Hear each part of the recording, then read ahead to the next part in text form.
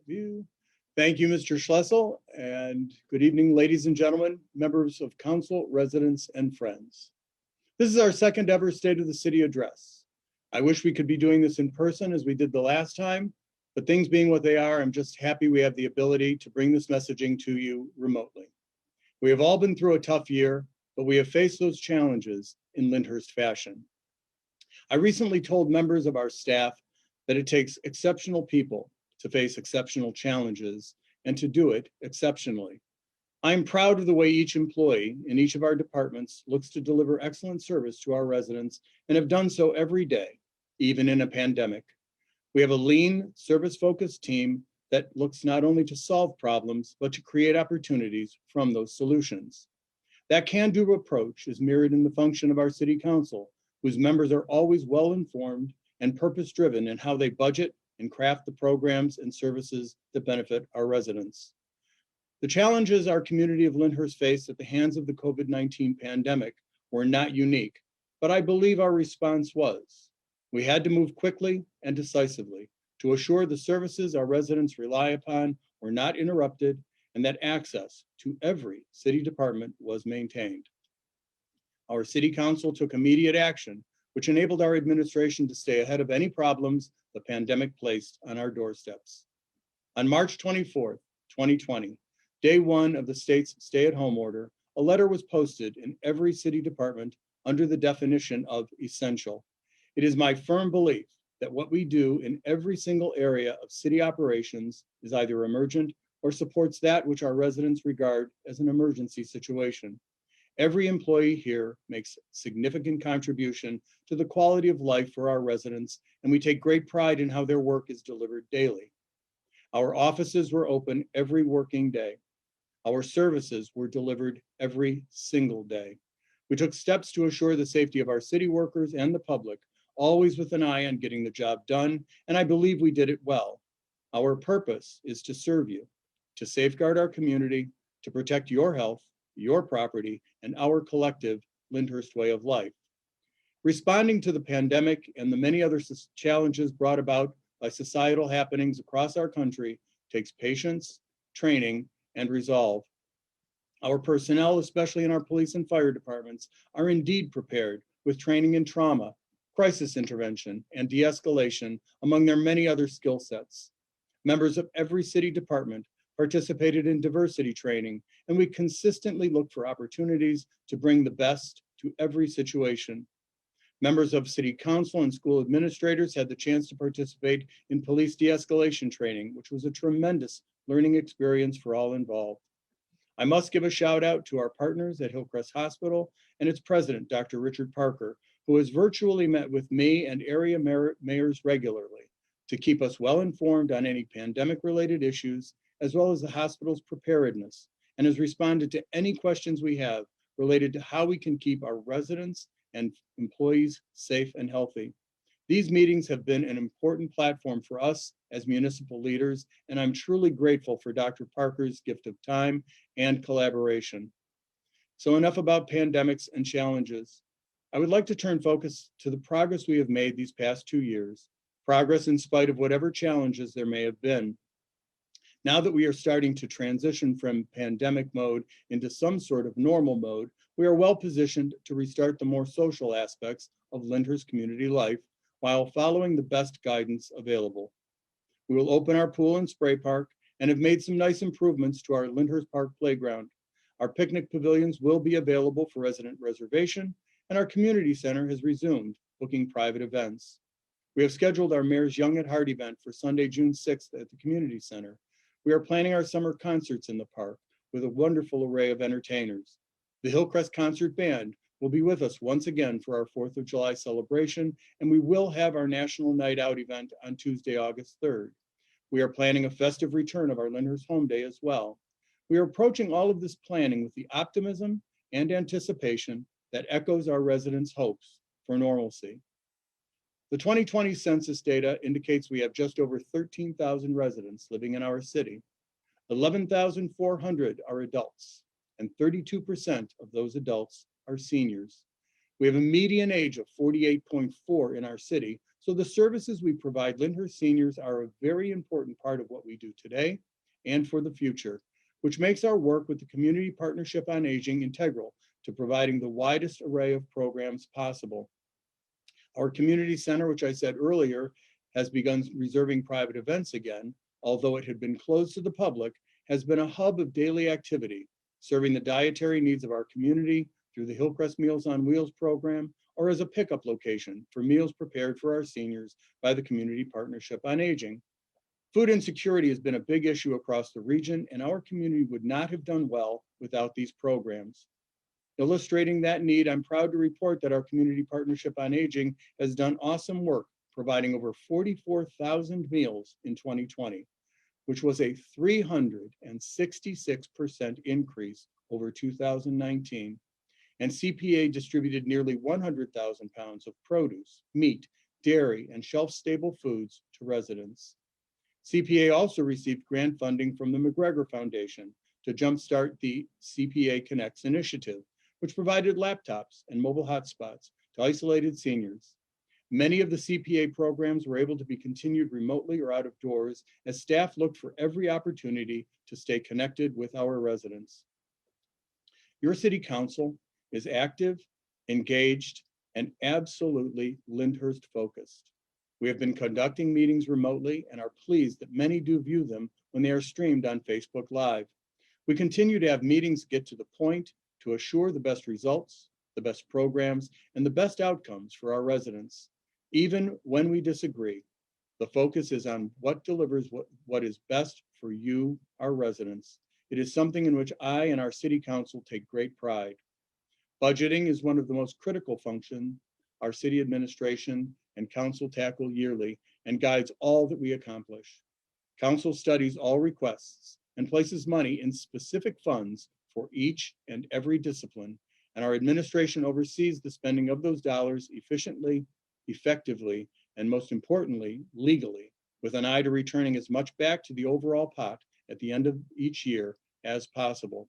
We are subject to state audit every year, and our excellent finance department has once again been favored with the State Auditor's Award for reporting. One thing we have focused upon for the past several years, and especially recently, is supporting our local businesses. We have an awesome array of businesses in our community. Some are approaching 100 years of existence, like Lyndhurst Lumber and Lyndhurst Florist, and our newest enterprises, Dollar Essentials or DF Kicks, who join the wonderful selection of restaurants and various merchants available to our residents. There is so much to be had right here in our own hometown. My message to all is to shop local and in every way possible, shop Lyndhurst. We recently initiated an online business directory on our city website where our local businesses, whether storefronts or home-based providers, can make their presence known for free. I will continue to encourage our businesses to take advantage of this tool and for our residents to search for goods or services using this free directory. Since our last State of the City, we have rebuilt our fire station, replacing a facility that had become too small for today's fire equipment, too tight for today's complement of firefighters, and had begun functioning poorly for the effective delivery of service. The planning took place over a very long period of time before we settled on a design that met both functional and budgetary goals. We are quite proud of the result, which was seamlessly integrated into the architectural look of the Municipal Center, and we hope to have an open house at some date soon. One thing that staying at home did was inspire home improvement. In 2019, permits were issued for construction projects totaling over $7.5 million. And in 2020, that amount jumped to almost $13.5 million. And those were just the projects requiring permits. The spruce up activity across Lyndhurst is quite evident, especially to those of us working weekend trash detail. The building department is also a great resource for our residents looking for assistance from programs like the Heritage Home Program, Community Housing Solutions, or the county's Home Enhancement Loan Program, where advice, loans, or even free assistance may be available. Our building department not only oversees construction activities, it is the hub of our housing inspection and various registration programs of non-owner occupied homes. Their tasks are critical to maintaining the look and feel of a vibrant Lyndhurst.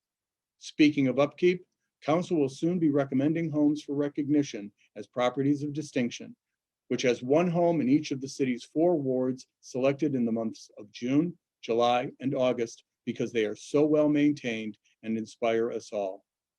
The real estate market in our city is active and values are quite high, something we hope will continue and we will work hard to maintain. One of the key functions of our service department, on top of the responses to sewer issues, caring for over 8,000 trees and our city parks, and keeping over 100 lane miles of roadway clear, is the collection of trash and recyclables. We in Lyndhurst have always been leaders in recycling efforts, and most residents take recycling seriously. For it to work, we need to pay attention, recycling only those right items and only in the right way, so we deliver the cleanest, appropriate product to our recycling partners. When we do this, we assure their efficiency and their very existence. As our domestic processors continue to build capacity in order to meet the need for markets using recycled materials, it is up to us to assure they see our participation in recycling right. I mentioned earlier that our finance department is responsible for keeping us on budget, on track, and fully compliant. It is also the center for all our grant requests and processing. These past 2 years, the city of Lyndhurst has received over $1.5 million in grant dollars to fund numerous construction and other projects, which includes the funding received from both Cuyahoga County and the state of Ohio for the wonderful playground improvement in Lyndhurst Park. We look to find grant support in every way possible. Another generous source of grant funding is NOPEC, the Northeast Ohio Public Energy Council, which was formed in the late 1990s and selected by the residents of Lyndhurst and many other communities to provide competitive aggregation of electric and natural gas on behalf of the region's homeowners. NOPEC grant programs have made available over $150,000 for energy efficient upgrades at the municipal center and over $10,000 for community events. Our Lyndhurst Municipal Court, under the leadership of Judge Dominic Coletta, completed implementation of its grant-funded technology improvements and new case management software, and then solicited an additional $60,000 grant to enhance the court's video conferencing capabilities, which enabled the court to conduct video hearings and interact with defendants and lawyers remotely, benefiting all the communities in the court's jurisdiction. These initiatives allowed the court to maintain operations and to do so safely and efficiently. When it comes to providing an optimal level of specialized services, the thing we rely upon most is the partnerships we have with our sister cities and numerous organizations to deliver those services to our residents, and that partnership is absolutely essential. We recognize that we cannot do everything alone as effectively as when we work together. Members of our staff hold board positions in organizations which elevate the amount of information and resource coming to Lyndhurst. For my part, I represent our community as president of the Council of Governments for our Community Partnership on Aging, treasurer and member of the Board of Directors for Senior Transportation Connection, president of the Suburban Council of Governments for the Regional Sewer District, president of our Suburban Police Anti-Crime Network, treasurer of the Regional Council of Governments for the Regional Income Tax Agency, president of the Hillcrest Council of Councils, member of the Cuyahoga County Emergency Services Advisory Board, member of the board of the Heights Hillcrest Regional Chamber of Commerce, and member of the Legislative Committee for our Cuyahoga County Mayors and City Managers Association. While that sounds like a lot, and in many ways it is, there is so much value for our participation, which makes the efforts worthwhile. We have a strong relationship with our SEL schools, and they keep us well informed with how they are handling the delivery of service to students, with monthly reports delivered as a scheduled part of the many city council meetings, and another collaborative platform to keep your city officials apprised of all things happening in or impacting our schools. We also have a close working relationship with County Executive Budish and County Councilman Simon, our State Senator Matt Dolan, our State Representative Phil Robinson, our U.S. Congressman Dave Joyce, and our U.S. Senators Brown and Portman, who are very receptive when we reach out to them on issues potentially affecting Lyndhurst. We are grateful for their responsive attention and support for what might impact our community. I have said many times we are somewhat insulated from what happens in Washington or Columbus, or even at our own county level, because there are many layers between those actions and Lyndhurst. We, on the other hand, do not have the luxury of failure, because if we do it on your doorstep. And that kind of failure is hard for me to accept. I guess I could have summed up this address in a few sentences to let you know that your community is in stable fiscal health and that you are served by a city council that is active, engaged, and a team of dedicated employees, no matter the discipline, who bring thought, training, and talent to your benefit in every way possible. But there is so much more to what we do and so much pride invested in how it is done. While we can occasionally do things better, or that our 1000% best may not always be delivered, please know that there is great effort behind all we do. Out of every property tax dollar, which largely support our schools, the county, and others, your city operates on 12 cents. And we try to provide great value for every single penny. I also want you to know that I sincerely appreciate what you in our community have done for others this past year. The generosity shown in the response to our food drives or Toys for Tots drive, or the treats delivered to our service, fire, or police departments, or the residents who sewed thousands of masks for university hospitals, and the thanks we have received when we maintained our shred events and weekend trash service, or that we managed to successfully present concerts in the park or a holiday lighting outdoors, or the many small ways each and every one of us has participated to keep the severity of COVID-19 at bay. It is certainly my privilege to sit in this office and to be at your service every single day.